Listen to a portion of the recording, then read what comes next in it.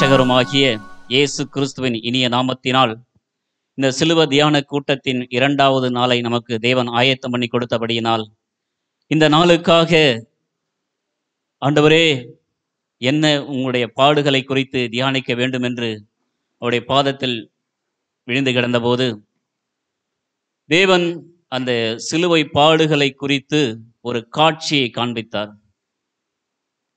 அந்த சிலுவை பாடுகளுக்குள் காணப்படுகிற அந்த காட்சியில் இருந்து இந்த நாளில் நாம் ஒரு தியான பகுதியாக நாம் எடுக்க விரும்புகிறோம்.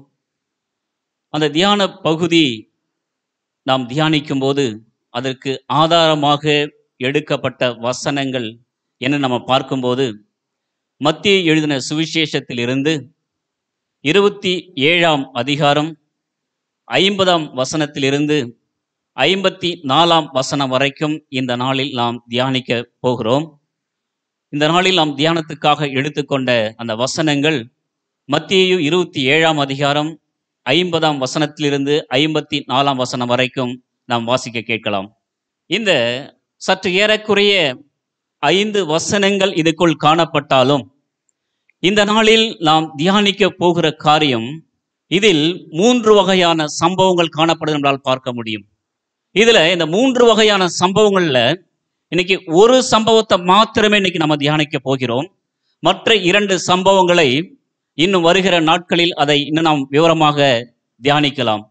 அப்படி நம்ம பார்க்கும்போது இந்த இயேசு கிறிஸ்து அந்த சிலுவையில் தன் ஜீவன் போன உடனே இந்த பூமியில் நடந்த சம்பவங்கள் என்ன? இந்த பூமியில் நடந்த சம்பவங்கள் என்ன? அவர் ஜீவனை விட்டார். ஆனால் இந்த பூமியில் என்ன நடந்ததுனாக்கா அற்புதங்கள் நடந்தது. அவர் சிலுவையில் தொங்கிக் கொண்டிருக்கும் போது அது ஜீவன் முடிந்து அந்த ஒருவேளை அந்த ஜீவன் போயிட்டு அந்த தலை சாய்ந்த உடனே அவர் எதுவுமே பேச அதுக்கு மேல.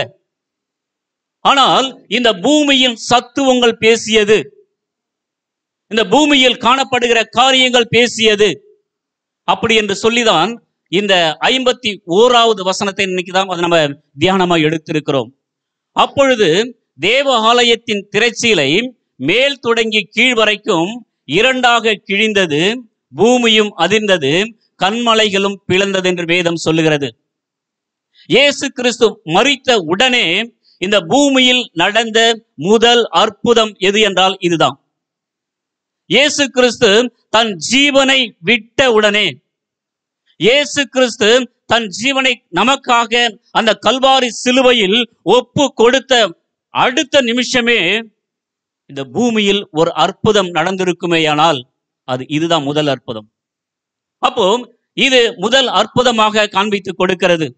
அப்போ இன்னும் 2வது அற்புதம் என்ன என்று நாம் பார்க்கும்போது இப்போது நம்ம வாசிக்கப்பட்ட இந்த பகுதியில 52ஆம் அதிகாரம் சொல்லுகிறது, 52ஆம் வசனம் சொல்லுகிறது, கல்லறைகளும் திறந்தது, நித்திரை அடைந்திருந்த அநேக பரிசுத்தவான்களுடைய சரீரங்களும் எழுந்திருந்தது. இது 2வது அற்புதம். அவர் சிலுவையில் ஜீவனை விட்ட அடுத்த நிமிஷமே இந்த பூமியில் அற்புதங்கள் நடக்க ஆரம்பித்து விட்டது. இந்த பூமியில் அநேக அதிசயங்கள் நடக்க ஆரம்பித்து விட்டது. இந்த பூமியில் அநேகமான அற்புதமான காரியங்கள் நிகழ ஆரம்பித்து விட்டது. இதற்கு அவர் எதுவுமே பேசவில்லை. அவர் ஜீவன் ஒப்பு கொடுத்த உடனே, அவர் கையளித்த உடனே முதலாவது நடந்த அற்புதம் என்ன என்று பார்க்கும்போது இந்த திரைச்சிலையானது, ஆலயத்தில் காணப்பட்ட அந்த திரைச்சிலையானது மேல் தொடங்கி கீழ் வரைக்கும் 2ஆக கிழிந்தது என்று ஆண்டவர் சிலுவையில் தொங்கிக் கொண்டிருக்கும் போது ஜீவனை விட்ட உடனே அவர் சரீரம் கூட இறக்கப்படல. அது எங்க நடக்கிறது என்றால் ஆலயத்தில் நடக்கிறது. அவருடைய முதல் அற்புதம் நடைபெறுகிற இடம் ஆலயம் என்று சொல்லக்கூடிய அந்த இடத்தில் நடைபெறுகிறது. அதுவும் குறிப்பாக அந்த திரைச்சீலை என்று சொல்லப்படுகிற அந்த திரைச்சீலையானது மேல் தொடங்கி கீழ் வரைக்கும் 2ஆக பிளக்கப்படுகிற ஒரு சம்பவத்தை நமக்கு காண்பித்துக் கொடுக்கிறது. ஹல்லேலூயா. அப்போ அவர் சிலுவையில் தொங்கிக் கொண்டிருக்கும் போது முதலாக இந்த பூமியில் நடந்த அற்புதங்களில் முதல் அற்புதம் என்ன என்றால் இந்த முதலாவது செய்த அற்புதம் தேவ ஆலயத்தில் செய்தார். ஹல்லேலூயா. அப்படிப்பட்ட ஆண்டவரை தான் இன்னைக்கு நாம் தியானிக்க வந்திருக்கிறோம். 2வது அற்புதமாக என்னத்தை நம்ம பார்த்தோம் என்றால் மரித்த பரிசுத்தவான்கள் கல்லறையானது பிளக்கப்படுகிறது. முதலாவது திரைச்சீலை பிளக்கப்படுகிறது. இரண்டாவது மரித்த பரிசுத்தவான்களுடைய கல்லறைகள் பிளக்கப்பட்டு அதிலிருந்து அவர்கள் எழுந்திருக்கிறது என்றால் பார்க்க முடிகிறது. இது இரண்டாவது அற்புதம். மூன்றாவது ஒரு அற்புதம் அந்த நம்ம படித்த அந்த அதிகாரத்தில் நமக்கு காண்பித்து கொடுக்கிறது. மெய்யாகவே இவர் தேவனுடைய குமாரன் என்று சொல்லி ஒரு சத்தம் கேட்கப்பட்டது.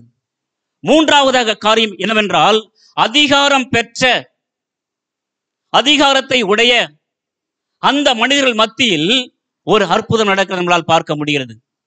இந்த கல்லறையில் அந்த பரிசுத்தவான்களுடைய அந்த கல்லறையில் அற்புதத்தையும், இந்த 100க்கு அதிபதியாக அதிகாரம் பெற்ற இவர்கள் மத்தியில் நடக்கிற அற்புதத்தையும் இன்னைக்கு நாம் தியானிக்க போவது அல்ல. இன்னைக்கு நாம் தியானிக்க போகிற காரியம் என்ன என்பது பார்த்தால், இந்த 51ஆம் வசனத்தை மாத்திரமே. திரும்ப அந்த 51ஆம் வசனத்தை நாம் வாசிக்கலாம். அந்த திரைச்சீலையானது மேலிருந்து கீழாக கிழிந்தது.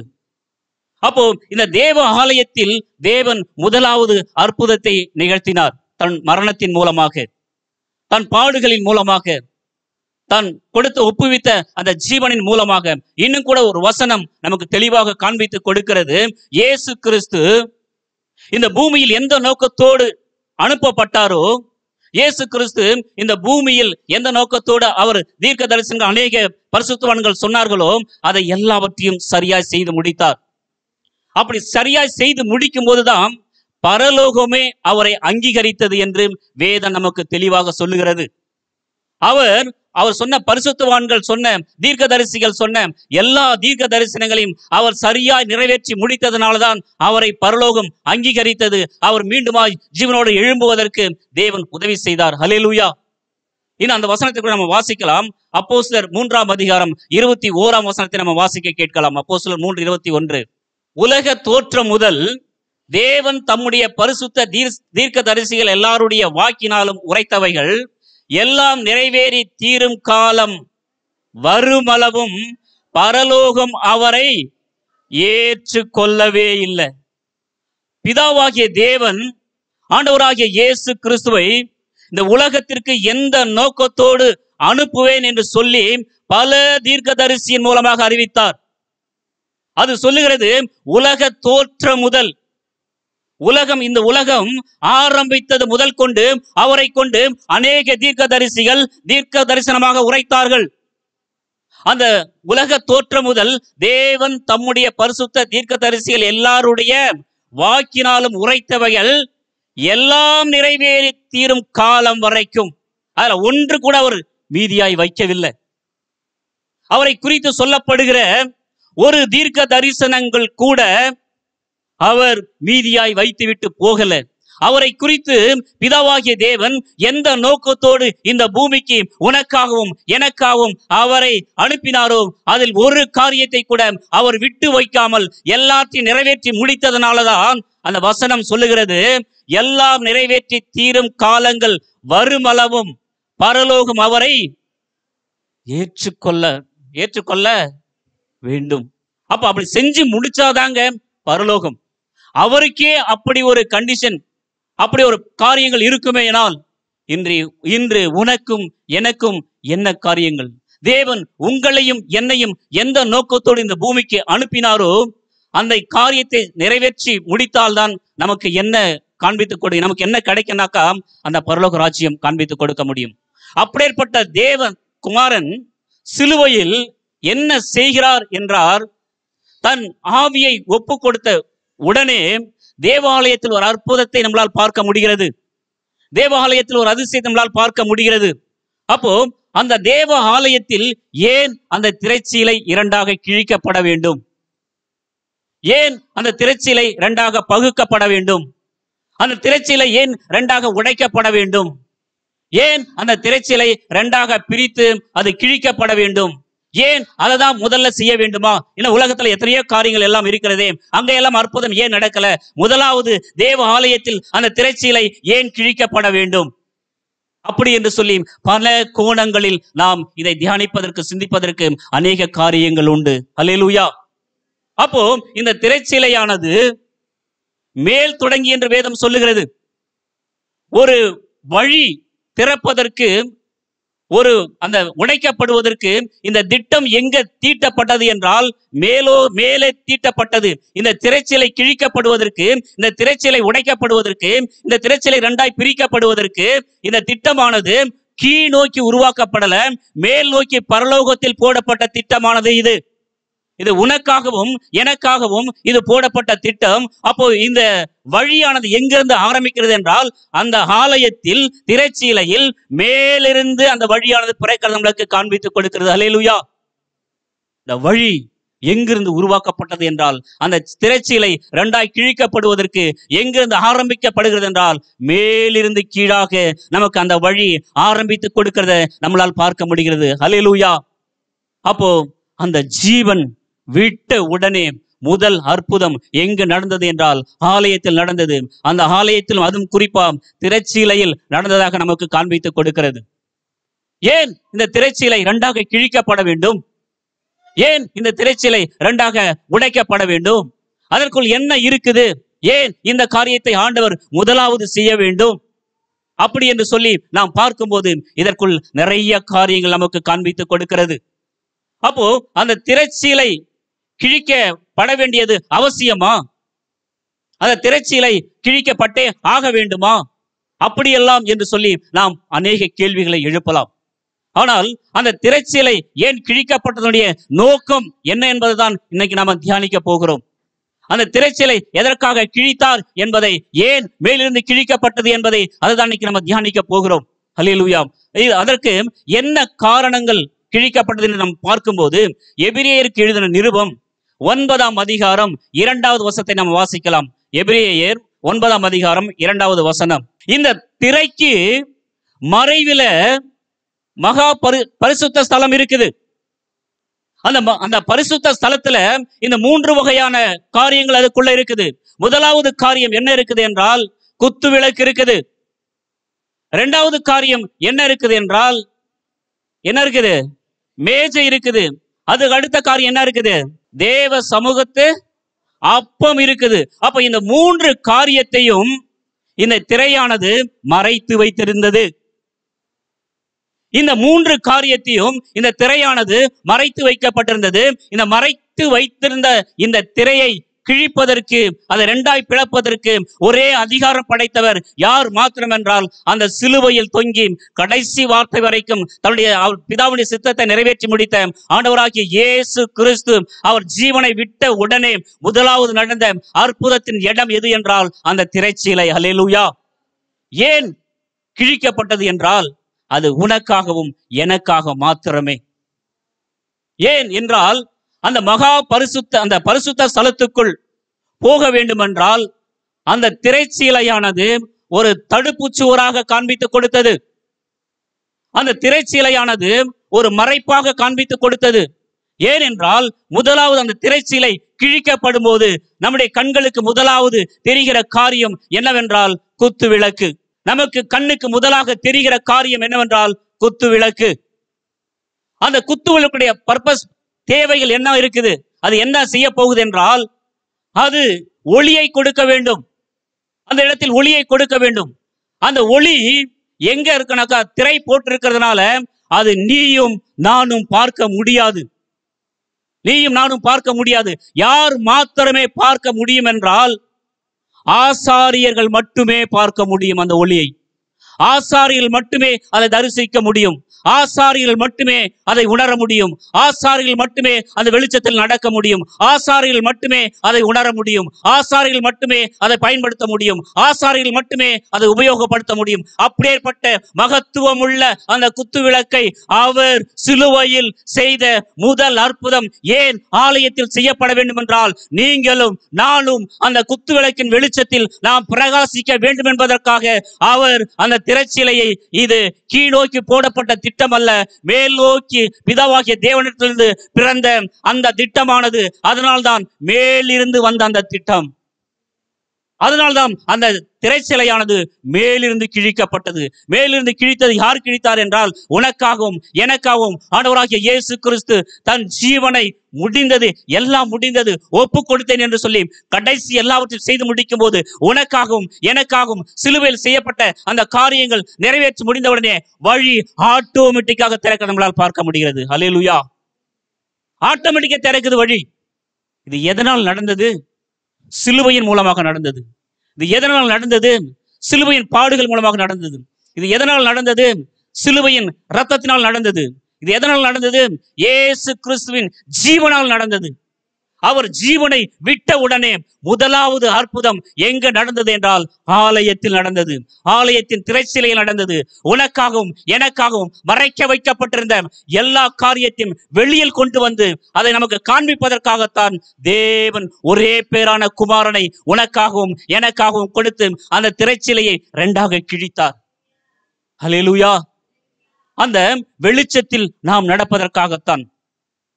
அப்போ அந்த வெளிச்சத்தை இன்னும் சொல்ல போனா இஸ்ரவேல் ஜனங்கள் எல்லாரும் கூட அதை என்ன பண்ண முடியாது, பார்க்க முடியாது. அது அந்த ஒரு கோத்திரத்தாரான அந்த ஆசாரியர் கோத்திரங்கள், அந்த ஆசாரியன் மாத்திரமே அதுக்குள்ள போக முடியும். அப்போ இஸ்ரவேல் ஜனங்களுக்கு முழுவதும் எல்லாருமே அதை போய் பார்க்க முடியாது. அவங்களுக்கே அந்த நிலைமைனாக்கா இன்னைக்கு ஆலயத்துக்குள் வந்திருக்கிற உனக்கும் எனக்கு என்ன நிலைமை? அந்த இடத்த போய் சேர முடியுமான்றத கனவுல கூட நினைச்சு பார்க்க முடியாது. நம் நினைவில் கூட நினைச்சு பார்க்க முடியாது. அப்பேற்பட்ட நம்மளுடைய சிந்தைக்கு எட்டாத ஒரு காரியத்தை தேவன் என்ன பண்ணினார் என்றால், தன்னுடைய ஒரே பேரான குமாரன் மூலமாக அந்த ஜீவனை விட்ட உடனே முதல் அற்புதத்தை ஆண்டவர் எங்க நிகழ்த்துகிறார் என்றால் தேவ ஆலயத்தில் நிகழ்த்துகிறார். ஹல்லேலூயா. அந்த குத்து விளக்கு என்ன என்பதை இன்னும் கொஞ்சம் தெளிவாக புதிய ஏற்பாட்டில் நமக்கு தெளிவா சொல்லுது. வெளிப்படுத்தின விசேஷம் 1ஆம் அதிகாரம் 20ஆம் வசனத்தை நம்ம வாசிக்க கேட்கலாம். வெளிப்படுத்தின விசேஷம் 1ஆம் அதிகாரம் 20ஆம் வசனம். அப்ப குத்து விளக்கு எதற்கு ஒப்பனையாய் ஆண்டவர் வைத்திருக்கிறார் என்றால் சபைக்கு ஒப்பனையாய் வைத்திருக்கிறார். அப்போ சபையில்தான் ஆண்டவர் என்ன அங்க காண்பித்து கொடுக்கிறது என்றால் அணையாத ஒரு தீபம், அணையாத ஒரு வெளிச்சம் அந்த சபையில் எப்பொழுதும் எரிந்து கொண்டிருக்கிற ஒரு காரியத்தை நம்மளால் பார்க்க முடிகிறது. அந்த சபையில் எரிந்து கொண்டிருக்கிற அந்த தீபம், அந்த குத்து விளக்கு எரிந்து கொண்டிருந்தாலும் நமக்கு அது யூஸ் பண்ண முடியாத போச்சு. நம்ம அதுக்குள்ள போக முடியாத போச்சு. நம்ம அதுக்குள்ள பிரவேசிக்க முடியாத போச்சு. அதுக்குள்ள அந்த குத்து விளக்கு எரிந்து கொண்டிருக்க அந்த வெளிச்சம் நம்ம வாழ்க்கைக்கு உதவாம போச்சு. சபை இருக்குது, வெளிச்சம் இருக்குது, அவனுடைய வார்த்தை இருக்குது. ஆனா நீ நானும் போக முடியாதே, நீ நானும் அதை அனுபவிக்க முடியாதே, நீ நானும் பெற்றுக்கொள்ள முடியாதே, நீ நானும் அதுல வாசம் பண்ண முடியாதே. வாசம் பண்ண முடியாத ஒரு இடத்துலதான் ஒரு வழியை திறக்கிற இடம் அந்த சிலுவை. அந்த வழியை திறக்கிற இடம் தான் அந்த கொல்கத்தாவில் சிந்தப்பட்ட அந்த இரத்தத்தினுடைய வல்லமை. அந்த கொல்கத்தாவில் சிந்தப்ப விட்ட அந்த ஜீவன் முடிந்த பிறகு உடனே ஒரு அதிசயம் நடக்கிறது என்றால் நீயும் நாளும் இந்த குத்து விளக்கு என்று சொல்லக்கூடிய இந்த ஆலயத்தில் வருவதற்கு வழி எங்க திறக்கப்பட்டது என்றால் சிலுவையில் திறக்கப்பட்டது. ஹல்லேலூயா. அந்த குத்து விளக்கு என்பது தேவனுடைய சபையை காண்பித்து கொடுக்கிறது. அப்போ இந்த சபைக்குள் வருவதற்கு வர முடியாதிருந்த, அப்படியே நாம இன்னும் சொல்ல போனா அந்த காலத்துல ஒரு மனுஷன் பாவம் செய்வானால் தன் பாவத்தை தானே எடுத்துக்கொண்டு என்ன பண்ண முடியாதுனாக்கா அவரை உண்டாக்கின ஆண்டவர் கிட்ட வர முடியாது, பலி செலுத்த வர முடியாது. ஐயோ என் பாவங்கள் இப்படி இருக்குதுன்னு சொல்றதை விட என் வாழ்க்கையில் காணப்பட்ட இப்படிப்பட்ட ஒரு கஷ்டம் இருக்குது, வேதனை இருக்குது, அவமானம் இருக்குது, துக்கம் இருக்குது அப்படி என்று சொல்லி நீ நேரா ஆண்டவரிடத்தில் போய் அந்த ஆலயத்தில் விழுந்து கிடந்து அவருக்கு முன்பாக விழுவதற்கு எந்த ஒரு வழியும் திறக்கப்படவில்லை. அப்பொழுது இந்த வழியெல்லாம் எங்க திறந்து கொடுத்தார் என்றால் சிலுவையில் திறந்து கொடுத்தார். இன்னைக்கு நீயும் நானும் ஆலயத்திற்குள் வந்து யாரையும் கேட்காம எந்த ஒரு தடையும் இல்லாமல் இந்த நாளில் இங்கு வந்து உட்கார்ந்து சிலுவை தியானத்தை நம்ம தியானித்துக் கொண்டிருக்கிறோமே, வாரம் வாரம் ஆண்டவரை இந்த ஆராய்ச்சிக் கொண்டிருக்கிறோமே, இதெல்லாம் வழி எதன் மூலமாய் பிறந்தது? அந்த சிலுவையின் மூலமாக பிறந்தது. அந்த வழி எங்கிருந்து உண்டானது? மேலிருந்து உண்டானது. அந்த வழி யார் மூலமாய் உண்டானது? அந்த ஒரே பேரான குமாரனாகிய இயேசு கிறிஸ்துவின் மூலமாய் பிதாவாகிய தேவன் உனக்காகவும் எனக்காகவும் அந்த திரையை பிளந்து அது எங்கு போடப்பட்ட திட்டம் என்றால் மேல் நோக்கி போடப்பட்ட திட்டம். அதனால்தான் அந்த திரைச்சலையானது மேலிருந்து கிழிக்கப்பட்டது. கீழிருந்து கிழிக்கப்பட்டிருக்குமே, ஆனால் இது மனுஷன யோசனையாய் காணப்பட்டிருக்கும், மனுஷ சிந்தையாய் காணப்பட்டிருக்கும். அது உனக்காகவும் எனக்காகவும் ஏன் மேல் தொடங்கி கீழ் வரைக்கும் இரண்டாக பிளந்தது என்றால் இந்த நோக்கத்துக்காக தான் இது பிளக்கப்பட்டது. அப்போ நீங்களும் நானும் இந்த ஆலயத்திற்குள் வருவதற்கு முதலாவது அவரை தேடுகிற ஜனங்களுக்கு தான் முதலாவது அற்புதம். அல்லேலூயா. சிலுவையின் அற்புதம் யாருக்குங்க முதலாவது? ஆலயத்துக்குள் வந்தவங்களுக்கு தான் அந்த திரைச்சிலை இரண்டாய் கிழிக்கப்பட்டதை பார்க்க முடியும். வெளியில இருக்கவங்களுக்கு திரைச்சிலை கிழிக்கப்பட்டது தெரியாது. ஆண்டவர் ஜீவனை விட்டது உலகத்துக்கு எல்லாத்துக்கும் தான், உலக ஆத்துமாக்கள் எல்லாத்துக்கும் தான் மரணம் அடைந்தாரு. ஆனா திரைச்சிலையை கிழிக்கப்பட்டு அந்த மேன்மையான காரியத்தை உணருவதற்கு நீ எங்க வர வேண்டும் என்றால், ஆலயத்துக்குள் அந்த குத்து விளக்கினுடைய வெளிச்சத்தை நீ தரிசிக்க வேண்டும் என்றால், அந்த குத்து விளக்கினுடைய வெளிச்சத்தை நீ அனுபவிக்க வேண்டும் என்றால் நீ எங்க வர வேண்டும் என்று வேதம் நமக்கு கற்றுக் கொடுக்கிறது என்றால் ஆலயத்துக்குள் வர வேண்டும். அந்த ஆலயத்தை திறந்து கொடுப்பதற்கு ஒரு வழி சிலுவையில் உண்டான வழி. அல்லேலூயா.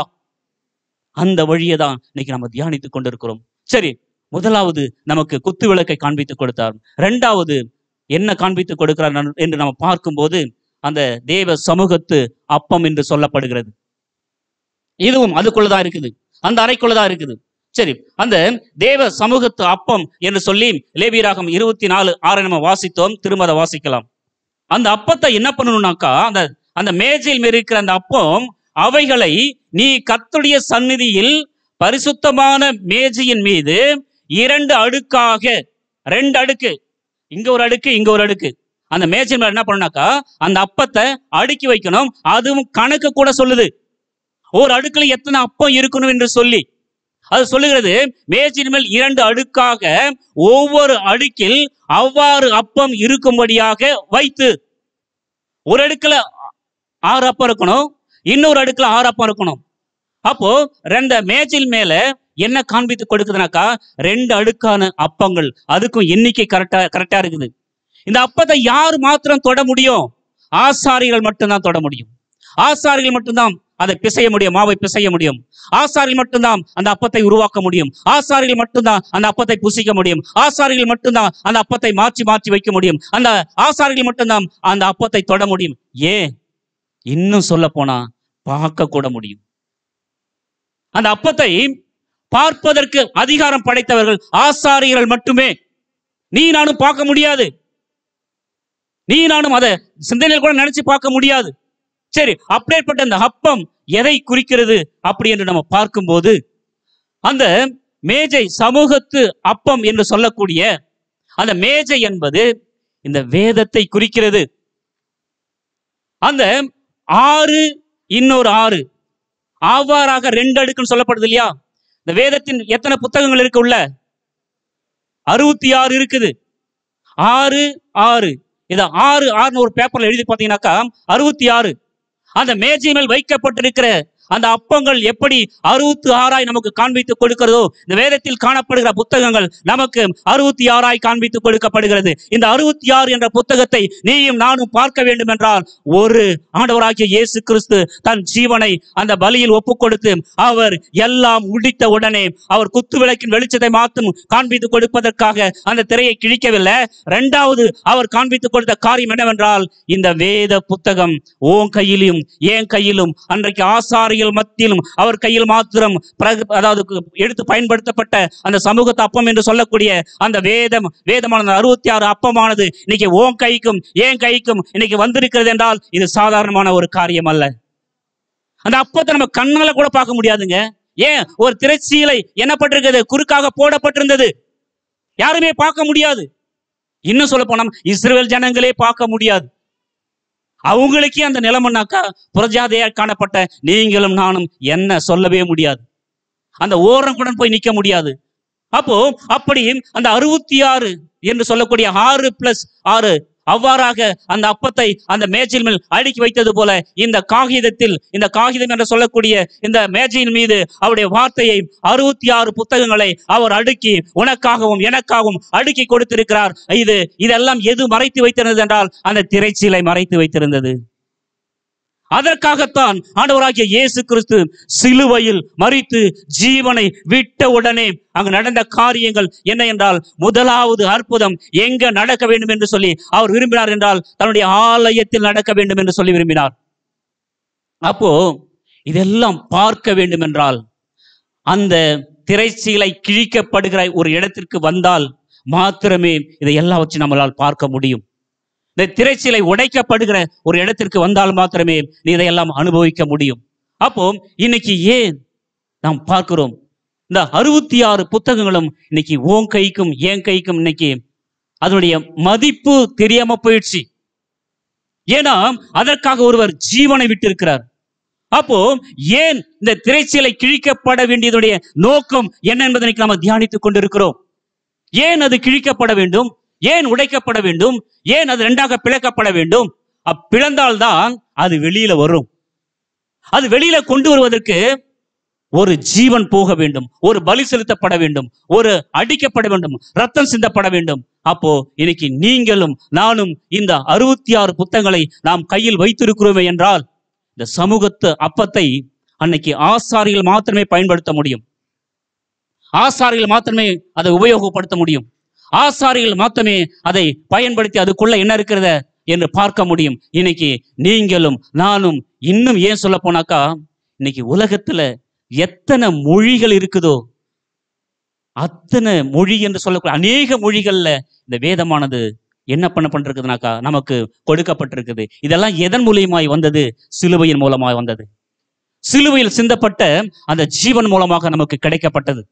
அப்போ இன்னைக்கு ஆண்டவர் ஏன் இந்த ஜீவனை விட்ட உடனே முதலாவது அற்புதத்தை தேவன் உனக்காகவும் எனக்காகவும் அவர் என்ன பண்ணினார் என்றால் இப்படிப்பட்ட காரியங்களை நிகழ்த்தி காண்பித்தார். இன்னும் கூட நம்ம ஒரு காரியத்தை இது காண்பித்து கொடுக்கிறது.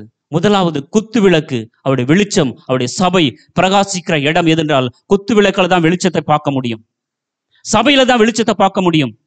சபையில தான் உன் வாழ்க்கை சரி பண்ணி கொள்வதற்கு ஒரு வெளிச்சம் எங்க கிடைக்கும்னாக்கா குத்து விளக்குல கிடைக்கிறது போல சபையில் தான் கிடைக்கும். அதனாலதான் ஆண்டவர் முதலாவது அற்புதத்தை சபையில் என்று சொல்லக்கூடிய அவர் ஜீவன் போன உடனே முதலாவது அற்புதம் எங்கனாக்கா தன்னுடைய பிள்ளைகளுக்காக தான், தன்னை தேடுகிற பிள்ளைகளுக்காக தான் ஆலயத்தில் வந்து ஆராதிப்பதற்கு, உள்ள வந்து ஜெபிப்பதற்கு, அவர் தேவனுடைய மகிமையை காண்பதற்கு, தேவனுடைய வெளிச்சத்தை காண்பதற்கு, அவருடைய பாதைகளுக்கு தேவனுடைய வெளிச்சம் வீசப்படுவதற்கு ஒரு வழியை திறந்து கொடுத்த இடம் எது என்றால் சிலுவை. அல்லேலூயா. அந்த சிலுவையின் மூலமாகத்தான் இந்த குத்து விளக்கின் வெளிச்சம் நமக்கு காண்பித்து கொடுக்கப்படுகிறது.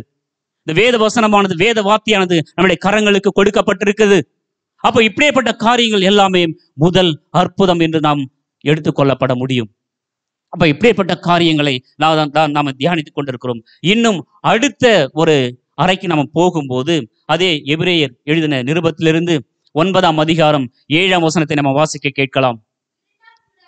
2ஆம் கூடாரத்திலே பிரதான ஆசாரியன் மாத்திரமே வருஷத்திற்கு ஒரு தரம் இரத்தத்தோடு பிரவேசித்து அந்த இரத்தத்தை தனக்காகவும் ஜனங்களுடைய தப்பிதங்களுக்காகவும் செலுத்த வேண்டும். அந்த மகா பரிசுத்த ஸ்தலத்திற்கு போவதற்கு ஆசாரியர்கள் கூட வருஷத்துக்கு ஒரு தடவை தான் போக முடியும். அந்த மகா பரிசுத்த ஸ்தலத்துக்குள் போகும்போது இப்படிப்பட்ட காரியங்கள் எல்லாமே நமக்கு காண்பித்துக் கொண்டு நம்மளால் பார்க்க முடிகிறது. அந்த மகா பரிசுத்த ஸ்தலம் தன்னுடைய பாவங்களை, எனக்கு இருக்கிற வேதனையை நான் சுமந்து கொண்டு போயிட்டு அதாவது என்னை உண்டாக்கின ஆண்டவர்கிட்ட சொல்லும் போதுதான் என் வலி என்னன்றத அதை என்னுடைய உணர்வு பூர்வமான ஆண்டவர்கிட்ட சொல்ல முடியும். இன்னொருத்தவங்க கிட்ட அந்த வலியை நம்ம சொல்லி அனுப்பணும்னாக்கா போய் சொல்லுவாங்க, அந்த உணர்வு பூர்வமாய் சொல்ல முடியுமா அப்படி என்று சொல்லால் பார்க்க முடியாது. அதனால்தான் ஆண்டவராகிய இயேசு கிறிஸ்து இந்த புதிய ஏற்பாட்டு காலத்துல ஒரு வசனத்தை சொல்லியிருக்கிறாரு. மத்தேயு எழுதின சுவிசேஷம் 11ஆம் அதிகாரம் 28ஆம் வசனத்தை நமக்கு ஆண்டவராகிய இயேசு கிறிஸ்து அவர் நமக்கு தெளிவாகவும் விளக்கமாகவும் சொல்லியிருக்கிறாரு. வாசிக்கலாம். வருத்தப்பட்டு பாரம் சுமக்கிறவர்களே, நீங்கள் எல்லோரும் என்னிடத்தில் வாருங்கள், நான் உங்களுக்கு இளைப்பாறுதல் தருவேன் என்று சொல்லியிருக்கிறார். அப்போ அங்க நம்ம பார்க்கும்போது, எபிரேய நிருபத்தில் நம்ம பார்க்கும்போது எல்லாரும் போக முடியுமா?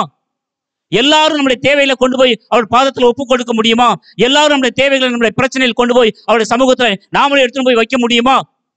அப்படி என்று பார்த்தால் வழி இல்லை. வழி அடைக்கப்பட்டிருந்தது, திரைச்சிலை மூடப்பட்டிருந்தது. திரைச்சிலை அந்த தேவனுக்கு நமக்கும் இடையில ஒரு தடையாய் காண்பித்து நாம் போகக்கூடாதபடிக்கு வழி அடைக்கப்பட்டிருந்தது. இன்னைக்கு ஆண்டவராகிய இயேசு கிறிஸ்து சொல்கிறாரு, அவர் நமக்கு காண்பித்து கொடுக்கிற அந்த மத்தேயு சுவிசேஷத்துல என்ன சொல்றதுனாக்கா, வருத்தப்பட்டு பாரம் சுமக்கிற நீங்க எல்லோரும், இது எல்லோரும் என்று சொல்லுது. ஆசாரிகள் மாத்திரமல்ல, லேவியர்கள் மாத்திரமல்ல, மூப்பர்கள் மாத்திரமல்ல, அங்க காணப்படுகிற எந்த ஒரு மனுஷன் பிரித்து சொல்லல ஆண்டவர். இது எல்லாவற்றிற்கும் பொதுவாக கொடுக்கிற ஒரு அழைப்பை நம்மளால் பார்க்க முடிகிறது. இந்த பொதுவான ஒரு அழைப்பு எங்கிருந்து கிடைத்தது என்றால், உனக்காகவும் எனக்காகவும் சிலுவையில் அந்த கடைசி ஜீவன் அந்த வார்த்தை பேசி அவருடைய காரியங்களை நம்ம பார்க்கிறோமே. என்ன, அவர் சிலுவை மரத்தில் நடந்த அந்த ஒப்பு கொடுத்தார் பார்த்தீங்களா, அதுல இருந்து உண்டாகினது தான் இன்னைக்கு நாம எல்லோரும் உள்ள ஆலயத்துக்குள்ள போயிட்டு ஓன் குறையும் ஏன் குறையும் நீயும் நானும் சுமந்து கொண்டு அந்த பரிசுத்த பர்வதமாகிய அந்த ஆசாரிப்பு கூடாரம் என்று சொல்லக்கூடிய மகா பரிசுத்த ஸ்தலம் என்று சொல்லக்கூடிய எல்லா இடத்திற்கும் நாம் தைரியமாய் இன்னைக்கு போகிறதுக்கு ஒரு வழி திறந்திருக்குமேயானால் அது எந்த வழி என்று சொன்னால், சிலுவையில் அவர் தன் ஜீவனை ஒப்பு கொடுத்த உடனே ஒரு வழி திறந்திருக்குமேயானால் இந்த வழிதான். அந்த வழி எங்கிருந்து ஸ்டார்ட் ஆகுது என்றால், ஆலயத்திலிருந்து ஸ்டார்ட் ஆகிறது. அப்போ இந்த வழி எங்கிருந்து உருவாக்கி நமக்கு காண்பித்துக் கொடுக்கிறது என்றால், ஆலயத்திலிருந்து நமக்கு உருவாக்கி காண்பித்துக் கொடுக்கிறது. இது எங்க நமக்கு காண்பித்துக் கொடுக்கிறது என்றால், ஆலயத்தில் வந்து பார்க்கும் போதுதான், ஆலயத்தில் தரிசிக்கும் போதுதான், அந்த குத்து விளக்கின் வெளிச்சத்தை பார்க்கும் போதுதான் அங்க இருக்கிற காரியங்கள் எல்லாத்தையும் நாம் கண்களால் தெளிவாக பார்க்க முடியும் என்பதற்காகத்தான் அவர் இந்த உலகத்திற்கு வெளிச்சமாக வந்தார். அல்லேலூயா. அவர் இந்த உலகத்திற்கு வெளிச்சமாக வந்து இந்த காரியங்களை எல்லாவற்றையும் உனக்காகவும் எனக்காகவும் அவர் காண்பித்துக் கொடுத்தார். இப்போ அந்த திரை என்ன என்பதை மாத்திரம் நம்ம பார்த்து நம்ம முடிக்க போகிறோம். நீங்க எடுத்தவர்கள் வாசிக்கலாம். மார்க்கு எழுதின சுவிசேஷம் 14ஆம் அதிகாரம் 53, 54, 55 நம்ம வாசிக்க கேட்போம். மார்க்கு எழுதின சுவிசேஷம் 14ஆம் அதிகாரம் 53, 54, 55. சத்தியம் இயேசு கிறிஸ்து அந்த சிலுவையில் மரித்து உனக்காகவும் எனக்காகவும் இந்த சத்தியம் வெளிப்படாதபடிக்கு அப்போஸ்தலர் நடவடிக்கைகள் முழுவதும் நீங்கள் வாசித்து பார்த்தீங்க என்றால், பரிசுத்தவான்கள் ஊழியம் செய்வதற்கு முதல் தடையாய் காணப்பட்டவர்கள் யார் என்றால், ஆசாரியர்களும் மூப்பர்களும் வேதபாரர்களும் பரிசேயர்களும் மாத்திரமே காணப்பட்டது என்பதால் பார்க்க முடிகிறது. அல்லேலூயா. இந்த சத்தியம் பரவக்கூடாதபடிக்கு, ஏன்னா டைம் இல்லை, அப்போஸ்தலர் நடவடிக்கைகள் முழுவதும் நீங்க வாசித்தீங்கன்னாக்கா, இந்த புதிய ஏற்பாட்டு சத்தியங்கள் முழுவதும் உலகத்தில் பிரசங்கிக்க கூடாதபடிக்கு இந்த மரித்து உயிர்த்தெழுந்த இயேசு அந்த சிலுவையின் மூலமாக பெற்றுக் கொடுத்த, உனக்காகவும் எனக்காகவும் பெற்றுக் கொடுத்த இந்த ரட்சிப்பை, இந்த வசனத்தை, இந்த காரியங்களை உலகெங்கும் கொண்டு செல்ல கூடாதபடிக்கு முதலாவது தடுத்து நிறுத்தியவர்கள் யார் என்று சொன்னால், ஆசாரியர்களும் வேதபாரர்களும் மூப்பர்களும் இப்படி என்று சொல்லக்கூடிய அதிகாரத்தில் இருந்தவர்கள் என்ன செய்தார்கள் என்றால், ஆண்டவருக்காக தன் ஜீவனை கொடுத்த இந்த சத்தியத்தை உலகத்தில் எடுத்துக்கொண்டு செல்லும் போது அந்த பவுலையும் இன்னும் பேதுருவையும் அநேக பரிசுத்தவான்கள் சீடர்கள் இந்த சத்தியம் வெளியில் போகும்போது முதலாவது தடுத்தவர்கள் யார் என்று சொன்னால் இவர்கள்தான். அப்போ இவர்கள்தான் இவர்களுடைய சத்தியங்களையும் இவருடைய கோட்பாடுகளையும் உடைப்பதற்காகத்தான் ஆண்டவராகிய இயேசு கிறிஸ்து என்னவாய் காணப்பட்டார்னாக்கா, சிலுவையில் மரித்து எல்லாவற்றையும் முறியடித்து வேத பிரமாணங்களை நிறைவேற்றி அவர் உனக்காகவும் எனக்காகவும் இந்த ஆலயத்துக்குள் பிரவேசிப்பதற்கு ஆசாரியர்கள் மாத்திரமல்ல, மூப்பர்கள் மாத்திரமல்ல, பிரதானவர்கள் மாத்திரமல்ல, எல்லோரும் போகலாம் என்கிற ஒரு வழியை ஏற்படுத்தி கொடுத்த அந்த ஆண்டவராகிய இயேசு கிறிஸ்துவின் சத்தியத்தை உலகத்தில் செல்வதற்கு மீண்டுமாய் அவர்கள் தடுத்தார்கள். அல்லேலூயா. இன்னைக்கு உனக்கும் எனக்கும் அப்படியேற்பட்ட ஒரு காரியம் தடையாய் காணப்படுமையானால், நமக்கு ஆண்டவர் சிலுவையில் பெற்றுக் கொடுத்த இந்த ரட்சிப்பு அவ்வளவு பெரிய முக்கியமானது. இன்னொரு காரியத்தை கூட நமக்கு இன்னும் கொஞ்சம் தெளிவாய் நம்ம வாசிக்கலாம். அப்போஸ்தலர் நடவடிக்கைகள் நீங்க புஸ்தகத்துக்கு நீங்கள் வரும்போது 4ஆம் அதிகாரம் 5ஆம் வசனத்தில் நம்ம வாசிக்க கேட்கலாம். மறுநாளிலே அதிகாரிகளும் மூப்பர்களும் வேதபாரகரும் அன்னாவும் காய்பாபாவும் யோவானும் அலெக்சாந்தரும் பிரதான ஆசாரியருடைய குடும்பத்தார் யாவரும் எருசலேமில் கூட்டம் கூடி அவர்களை நடுவே நிறுத்தி நீங்க எந்த வல்லமையினால, எந்த நாமத்தினால இது செய்தீர்கள் என்று ஊழியம் செய்கிற இடத்துல இப்படிப்பட்ட பிரச்சனைகள் வருது. யாரால் முதல் இந்த திரை போடப்பட்டது என்றால் ஆசாரியர்களாலும் மூப்பர்களாலும் பிரதானமாய் காணப்பட்ட அவர்களால் தடை செய்யப்பட்டது. இதை எல்லாவற்றையும் தாண்டிதான் இன்னைக்கு இந்த ரட்சிப்பு உன்னையும் என்னையும் தேடி வந்திருக்குமேயானால், இதற்கு பாத்திரவான்களாய் நம்மளை மாற்றுவதற்கு ஒரே ஒரு கருவி பயன்பட்டது எது என்றால் அந்த சிலுவை மாத்திரமே, அந்த சிலுவை பாடுகள் மாத்திரமே. அதனாலதான் தேவன் நமக்கு கற்றுக் கொடுக்கிற ஒரு காரியம் என்னவென்றால், யோவான் 1:11 நமக்கு காண்பித்து கொடுக்கிறது. யோவான் 1:11 நம்ம வாசிக்க கேட்கலாம். அவர் தமக்கு சொந்தமானதிலே வந்தார், அவருக்கு சொந்தமானவர்களோ அவரை ஏற்றுக்கொள்ளவில்லை. அவர் வந்த நோக்கம் அவர்கள் யூதர்கள் ஏற்றுக்கொள்ளவில்லை. அப்போ நம்மை சேர்த்துக் கொள்வதற்கு, நாம் உள்ளே போவதற்கு அவர் பயன்படுத்தின ஒரு காரியம் என்னவென்றால் சிலுவை மரம், சிலுவை பாடுகள். அந்த ஜீவன் போன உடனே முதல் அற்புதம் எங்க தேவன் நடத்தினார் என்றால் ஆலயத்தில் நடத்தினார். திரைச்சிலையை 2ஆக கிழித்தார். அதாவது பிரமாணங்களை 2ஆக என்ன பண்ண நிறைவேற்றி முடித்து, அதுதான் நமக்கு புதிய ஏற்பாடு என்று சொல்லக்கூடிய வழியை திறந்து புதிய ஏற்பாட்டுக்கும் பழைய ஏற்பாட்டுக்கும் 2ஆக பிரித்து காண்பித்து கொடுத்தது போல ஆண்டவராகிய இயேசு கிறிஸ்து சிலுவையின் மூலமாக புதிய ஏற்பாட்டு சத்தியங்கள் நமக்கு கிடைத்தது. ஹல்லேலூயா. அப்ப இப்படிப்பட்ட காரியங்களை தான் இன்னைக்கு நம்ம வாசித்துக் கொண்டிருக்கிறோம். தேவச்சனமே, இந்த நாளில் உடனே நடந்த சம்பவம் தான் இது. அந்த ஆவி அவரை விட்டு பிரிஞ்ச உடனே அந்த ஆவி எங்க வந்ததுன்னா ஆலயத்திற்குள் வந்து எல்லா தடைகளையும் அடித்து நுரைக்கி, யாரெல்லாம் உள்ள வர முடியாதோ, யாரால இதெல்லாம் பங்கு பெற்றுக் கொள்ள முடியாதோ அவர்களை எல்லாரையும் அந்த ஆவியானது உள்ள கொண்டு வந்தது. எங்க கொண்டு வந்தது? ஆலயத்துக்குள்ள கொண்டு வந்தது. ஆலயத்துக்குள்ள கொண்டு வந்து குத்து விளக்க பார்க்க வச்சுது.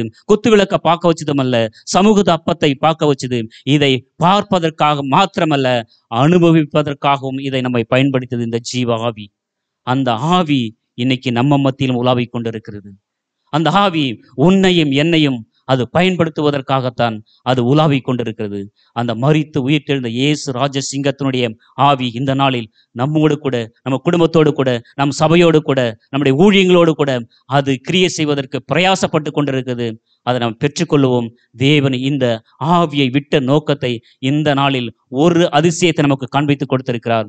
இன்னும் 2 அதிசயத்தை வருகிற நாட்களில் நாம் தியானிப்போம். தேவன் இந்த காரியங்கள் மூலமாக தேவன் பெரிய காரியங்களை செய்வாராக. ஆமேன்.